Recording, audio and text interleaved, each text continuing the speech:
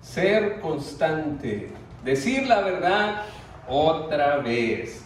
Ya estamos en Daniel capítulo 5. Esta es una serie de sermones que hemos tenido desde Daniel capítulo 1 y vamos a llegar hasta Daniel capítulo 6.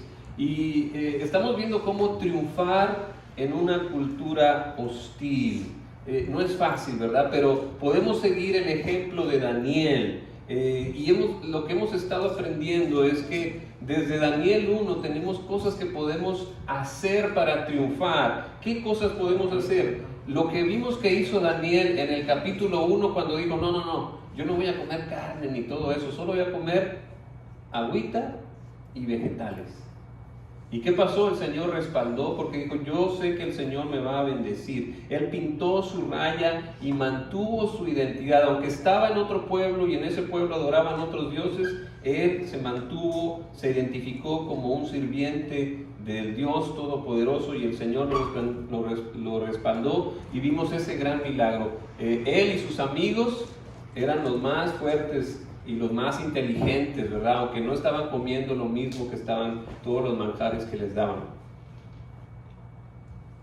En Daniel capítulo 2 aprendimos a ser sabios y humildes, ¿verdad? Que es el ejemplo que nos da Daniel. ¿Por qué? Porque el rey quería no solo que le interpretaran el sueño, sino que se lo adivinaran. Y dijo, no, eso nadie lo puede hacer, oiga, no sea así. Pero Daniel, ¿qué fue lo que hizo? Se puso a orar y le pidió a Dios que tuviera misericordia y el Señor le reveló el sueño y le dio la interpretación. Por eso la sabiduría, cuando le dice a Daniel, tú eres más sabio que todos los sabios, no es porque él fuera el más inteligente, sino porque él se acercó a Dios, ¿verdad? La sabiduría es acercarse a Dios y tener temor de Dios. Eso es la sabiduría. Es porque viene una sabiduría celestial. Y también aprendimos de la humildad cuando le dijeron a Daniel, yo sé que tú puedes, y Daniel le dice, no, yo no puedo, el que puede es Dios, ¿verdad? Y cuando dijo eso, ya le interpretó lo que el Señor le había revelado. Nosotros tenemos que ser humildes también y darle siempre la gloria a Dios. Ahí está, entonces mantenemos la identidad, somos sabios, somos humildes. Y en Daniel 3 vimos otra historia sorprendente, ¿verdad? Pero ahora son los amigos de Daniel que se llamaban, ¿verdad?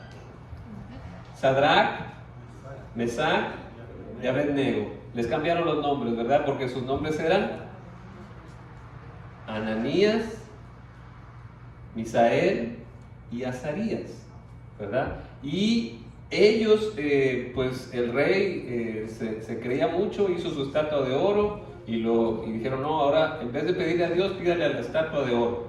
Y el que no se incline, al horno, ¿verdad? ¿Y qué hicieron los amigos de Daniel? Le dijeron, no. ¿Por qué?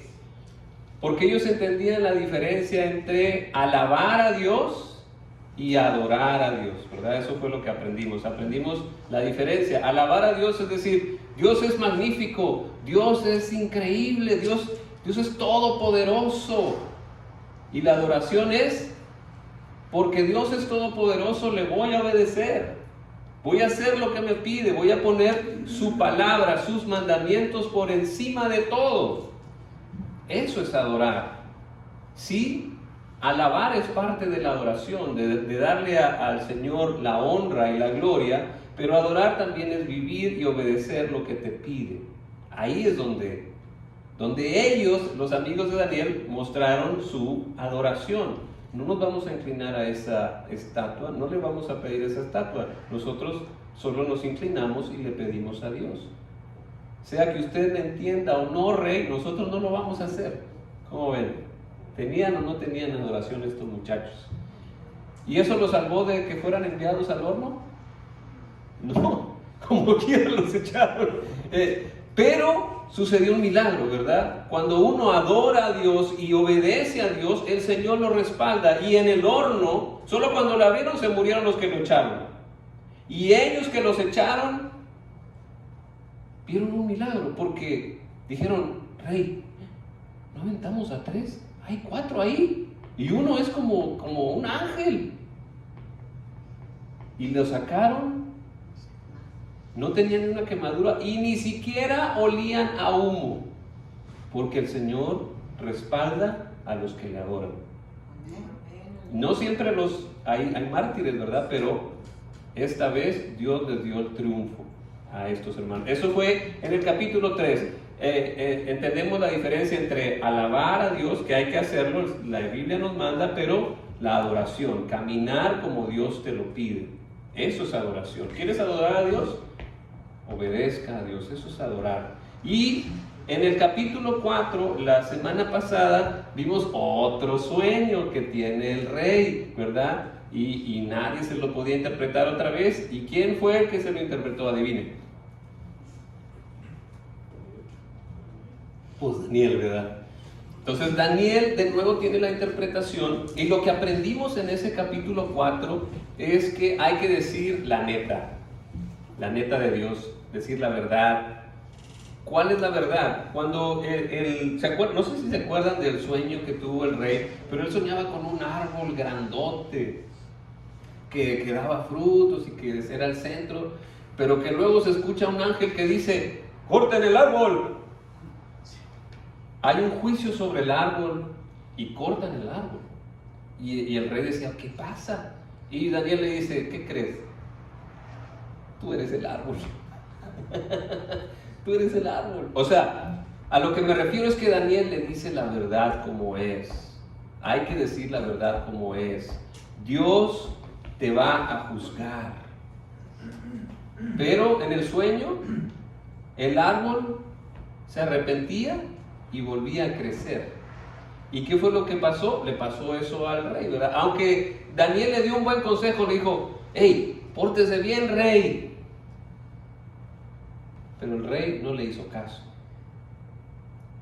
Y tan pronto como él estaba fanfarroneando, diciendo: este es mi reino, yo lo hice con mis propias manos, en ese momento se escucha una voz y le dice: corten el árbol. Y al rey se vuelve loco, lo separan de la gente, se pone como un animal.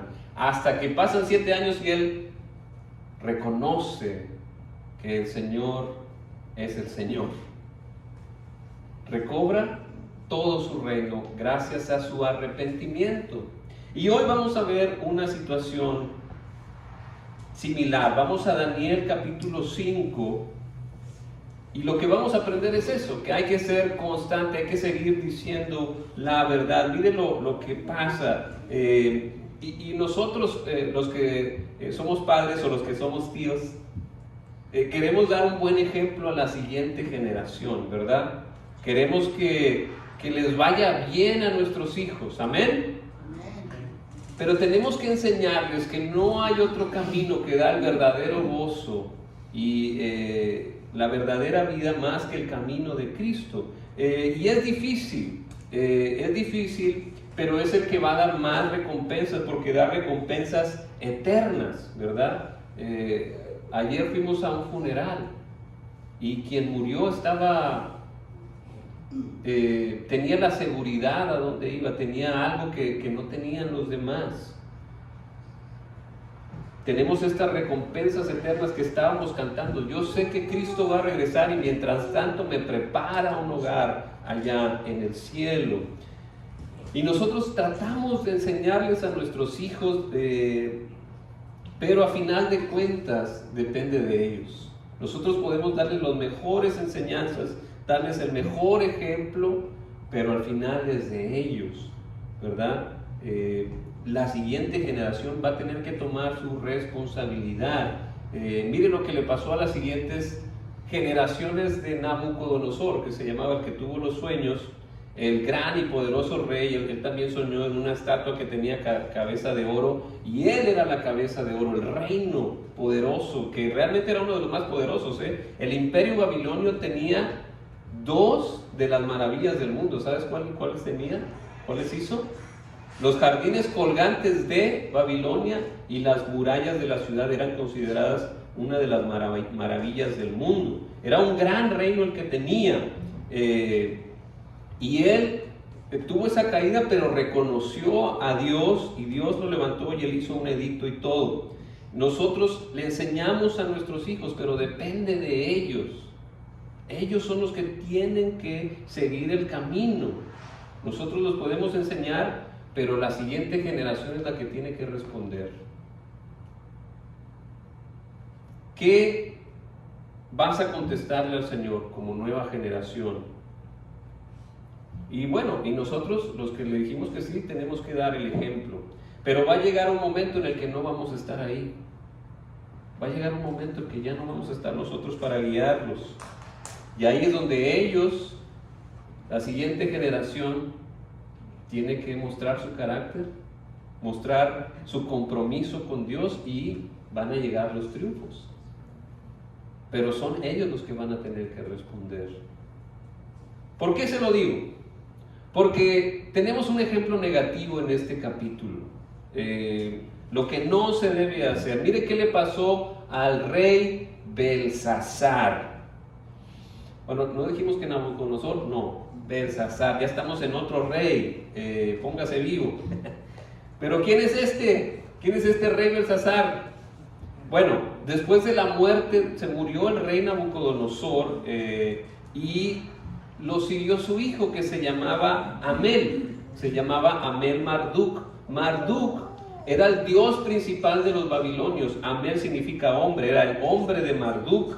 Si usted no me cree, está bien, pero vaya a 2 de Reyes 25, 27 y ahí habla de este rey que gobernó por un corto periodo de tiempo, porque fue ejecutado probablemente por su cuñado.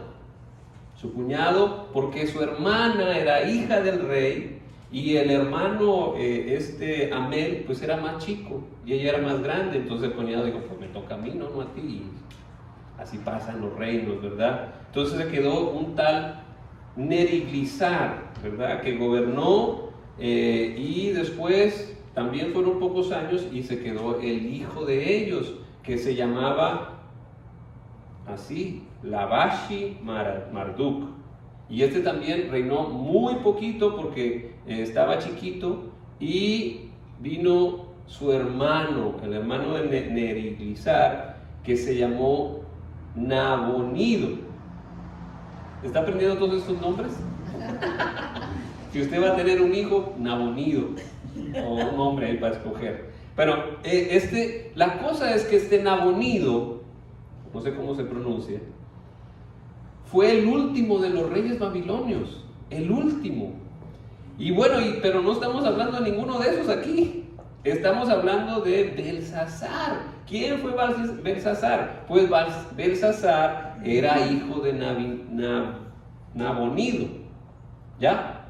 No, ¿verdad? Está muy confuso. Pero bueno, así está la cosa, así eran los reinos, ¿verdad? No, yo no tengo la culpa. La cosa es, ¿por qué esto? Belsasar era el hijo mayor de Nabinodo, y él fue rey porque su papá se fue de Babilonia, de la capital de Babilonia, se fue a otra ciudad y dejó a su hijo para reinar ahí en la ciudad. El rumor, no está usted para escucharlo, pero el rumor es que Nabinodo adoraba al dios de la luna, y en Babilonia adoraban a Marduk. Entonces pues ahí hubo un conflicto, y dijeron, no, pues tú vete para allá y aquí que se quede tu hijo. Entonces se quedó Belsasar ahí, y entonces lo que pasó, ¿por qué le digo este rollo? Porque mucha gente dice, no, es que la Biblia no es cierta, la Biblia no dice la verdad. Y decían eso, porque decían que Nabinodo fue el último rey de Babilonia, y no mencionan a Belsasar nunca. Pero ¿qué creen que pasó? ¿Qué creen que contaron los arqueólogos? Los arqueólogos encontraron un cilindro donde estaba escrito todo esto que le estoy diciendo, de que Belsasar era el hijo mayor de Nabinodo y que se había ido para un lado. ¿No me cree? Está bien, que Dios lo bendiga. Pero si no me cree, vaya ahorita, cómprese unos boletos y váyase a Londres. Y ahí en Londres, en el Museo de Inglaterra, está ese escrito. Usted aprenda a leer acadiano y lo va a leer. Y ahí va a decir. Si no, viene y me dice. ¿Por qué le digo esto? Porque la Biblia es verdad. Ningún descubrimiento arqueológico, escuche bien, ningún descubrimiento arqueológico ha estado en contra de lo que dice la Biblia. Al contrario, la Biblia ayuda a la historia a entenderla. Entonces, el punto es, ese es Belsasar, ese es el gran Belsasar, era el segundo en el reino, ¿verdad? Su papá, Nabinodo, era el primero, Belsasar era el segundo. ¿Y por qué? Fíjese lo que vamos a leer, porque dice, mejor ya no le voy a spoilear, no le voy a decir. Vamos a la historia, ¿verdad? ¿Qué dice? El rey Belsasar ofreció un gran banquete a 1000 miembros de la nobleza y bebió con ellos y bebió hasta emborracharse. Mientras brindaban, Belsasar mandó que trajeran las copas de oro y de plata que Nabucodonosor, su padre, o sea, así se le llamaba a los antepasados que estaban en el trono, y que había tomado del templo de Jerusalén. Y así se hizo. Le llevaron las copas y en ellas bebieron el rey y sus nobles, junto con sus esposas y concubinas. Ya borrachos, se deshacían en alabanzas a los dioses de oro, de plata, bronce, hierro, madera y piedra. De nuevo, vemos aquí no pasa nada, Dios no nos va a ver, Dios no sabe. O mucho peor, el pensar, yo soy mejor que Dios, el Dios de Abraham, de Isaac y de Jacob, el Dios de la Biblia, yo sé más que Él. Yo puedo agarrar las cosas sagradas del templo y usarlas como yo quiera. Lo que hizo este rey no solo fue arrogancia, como la de Nabucodonosor, pensar que él es aquí el mero bueno, sino que pasó a otro nivel, pasó al sacrilegio, pasó a la blasfemia, pasó a la idolatría. Sacrilegio es que agarró algo sagrado para degradarlo, para profanarlo. La blasfemia es denigrar a Dios, deshonrar a Dios con las acciones, con las palabras, burlarse de Dios, hacerlo menos.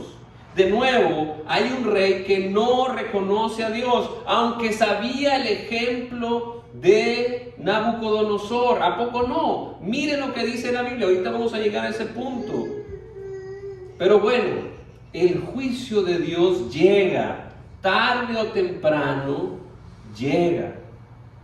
Y aquí llegó de volada. En ese momento, versículo 5, en la sala del palacio apareció una mano que a la luz de las lámparas escribía con el dedo sobre la parte blanca de la pared. Mientras el rey observaba la mano que escribía, su rostro se palideció del susto, las rodillas comenzaron a temblarle y apenas podía sostenerse.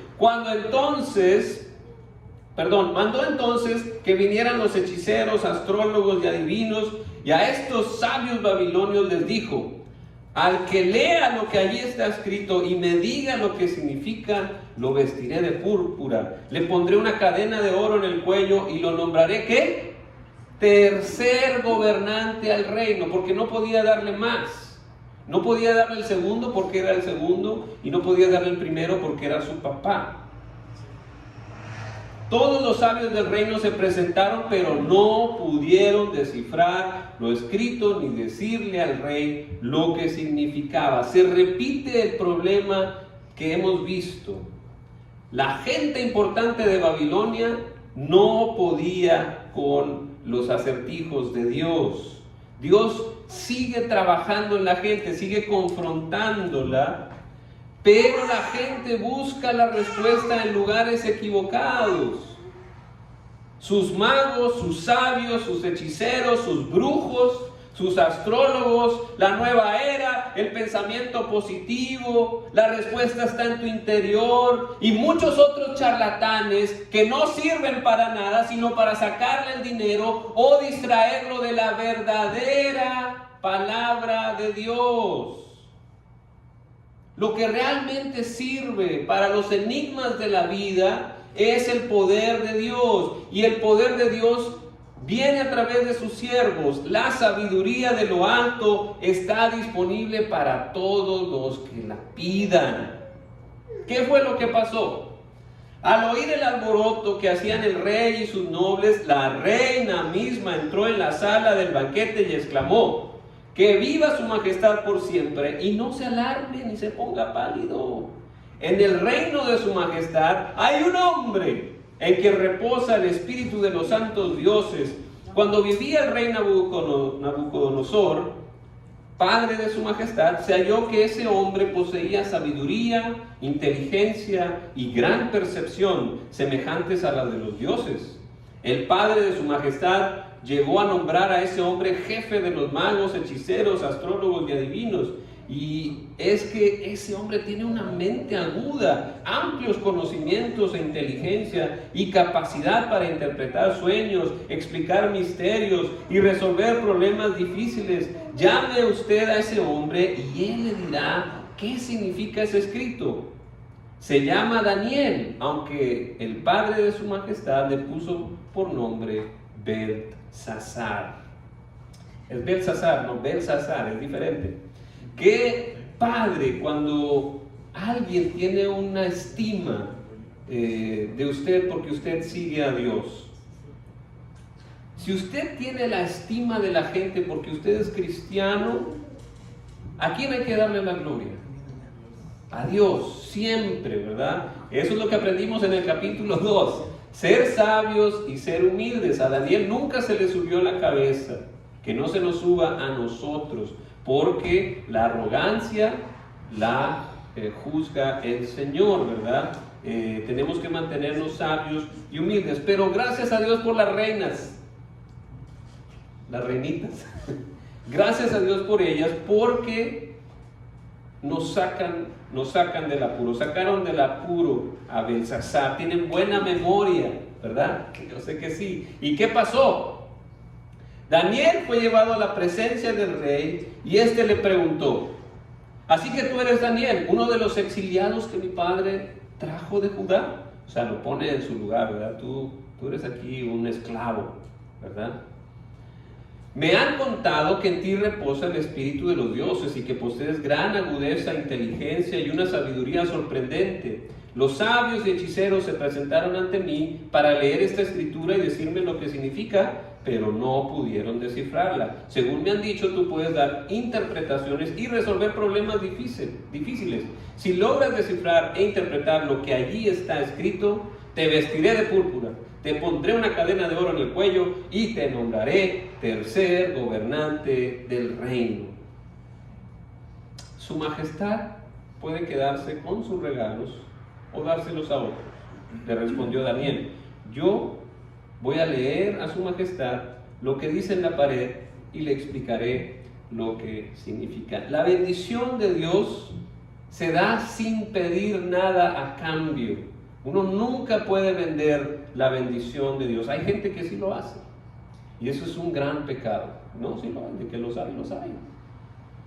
De gracia recibimos, de gracia damos. Esa es la enseñanza que el Señor nos da en Mateo 10:8. ¿Y luego qué pasó?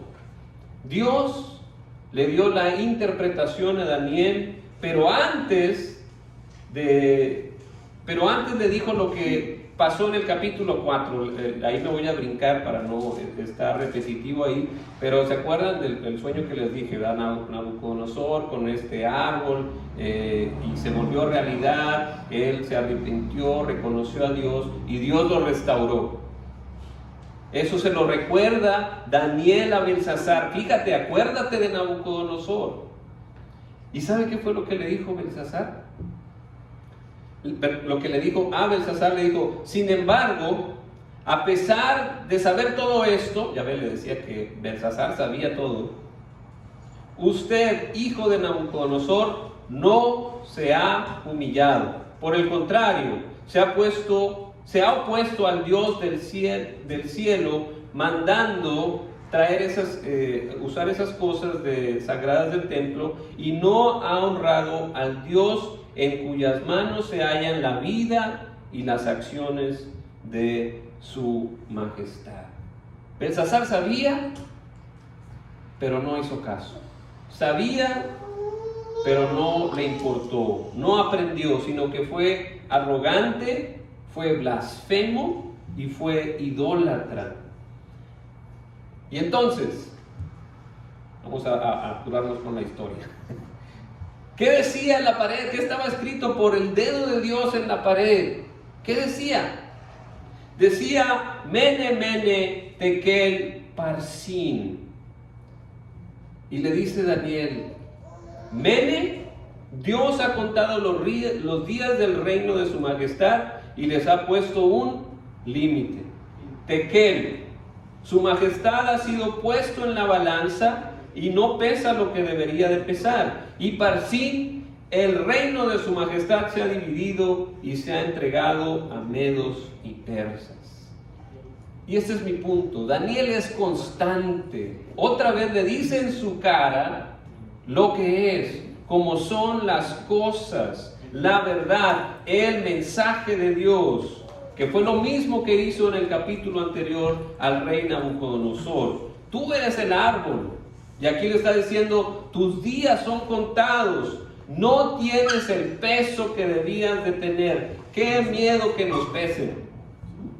Y no me refiero a los kilos de más o a los kilos de menos para algunos, sino al peso que tú le das a lo que Dios dice. El peso que tú le das a lo que Dios dice. ¿Cuánto pesa para ti? Eso fue lo que le pesaron al rey. Te pusimos en la balanza y no das el ancho, no das el peso, no le das el honor que le debes de dar a Dios. No pones el lugar que a Dios le corresponde, el número uno. Por lo tanto, te van a quitar el reino. Entonces Belsasar ordenó que se vistiera Daniel de púrpura, que se le pusiera la cadena de oro en el cuello y que se le nombrara tercer gobernante del reino. Esa misma noche fue asesinado. Esa misma noche fue asesinado. Y Darío el persa se apoderó del reino. La palabra de Dios se cumple, tarde o temprano.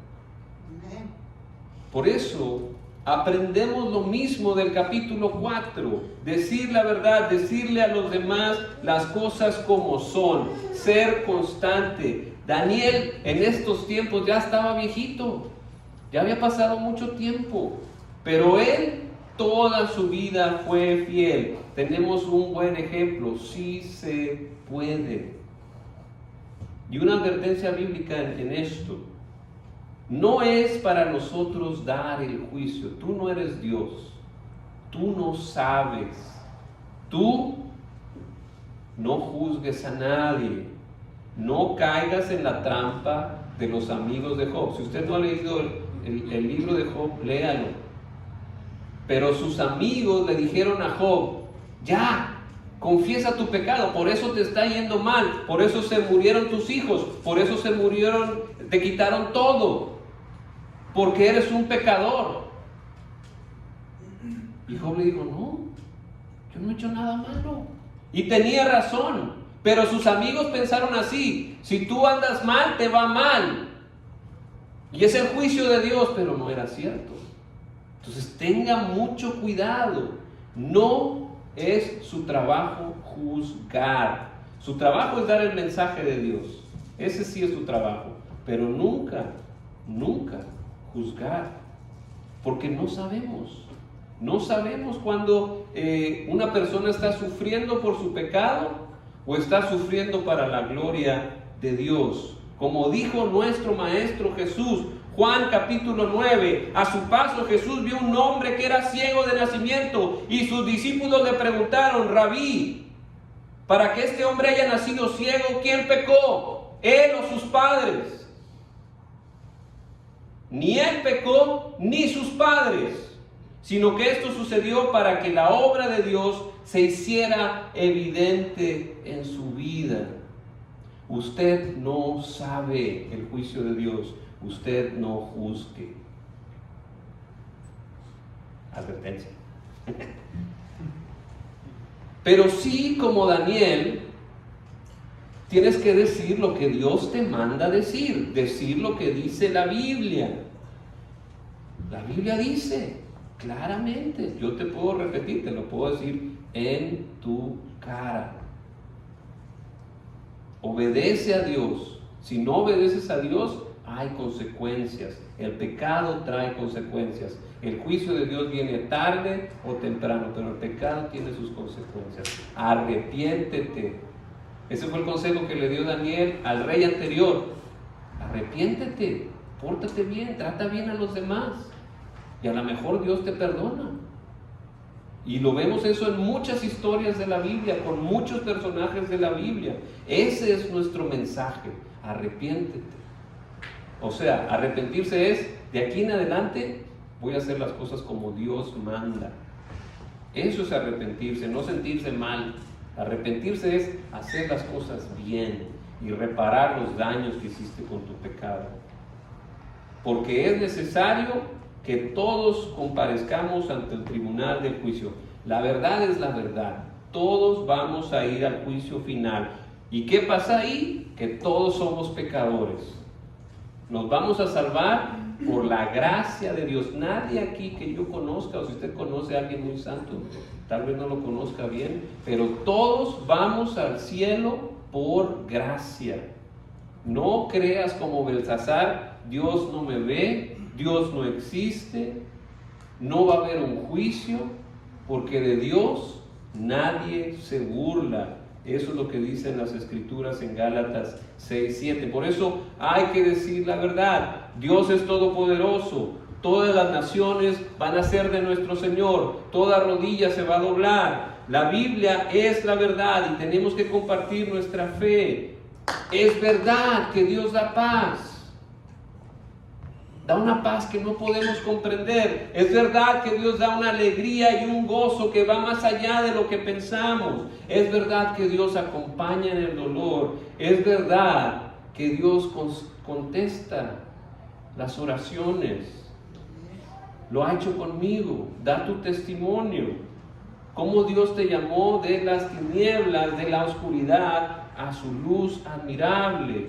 ¿Cuál es la diferencia de antes de Cristo en tu vida y después de Cristo en tu vida? Proclama la verdad. Jesús es el camino, la verdad y la vida. Por eso seamos constantes, digamos la verdad, lo que Dios nos manda, y no juzguemos, sino llamemos al arrepentimiento, porque si juzgamos, nos juzgamos a nosotros mismos. Con la vara que medimos, nos van a medir. Seamos constantes hasta el fin. Proclamemos la verdad, las buenas noticias, proclamemos a Cristo, que es la verdad por los siglos de los siglos, y así triunfaremos en el mundo. Amén. Amén. Quiero compartirles este canto.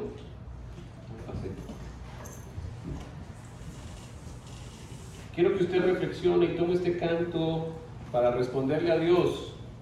¿Qué es lo que Dios le está pidiendo?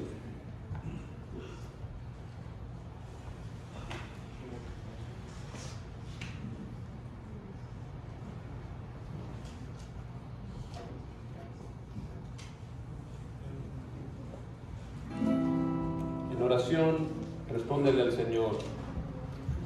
En la oscuridad se deforma la verdad, condensando la sombra, territorio del temor.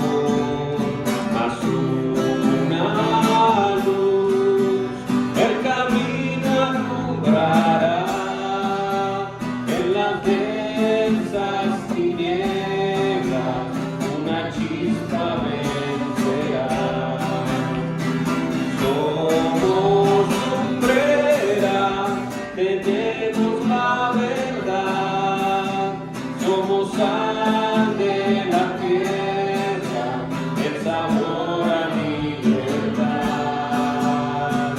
Somos extranjeros, transformados para amar. Somos